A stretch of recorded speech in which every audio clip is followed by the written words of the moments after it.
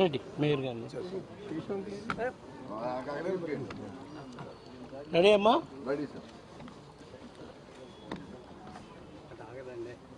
పరకామణి విషయంలో AP CID వాళ్ళు ఈరోజు నన్ను విచారణకు రమ్మని అడిగారు.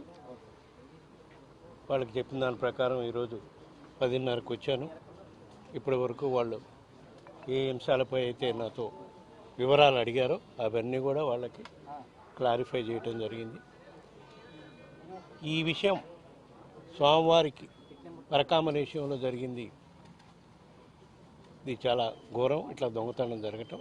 దీనిపై సమగ్రంగా విచారణ జరిపి ఎవరైతే బాధ్యులో ఎవరు దోషులో వాళ్ళు నిర్ధారణ చేసి వాళ్ళు పట్టుకొని కోర్టు ద్వారా వాళ్ళకి సమగ్రంగా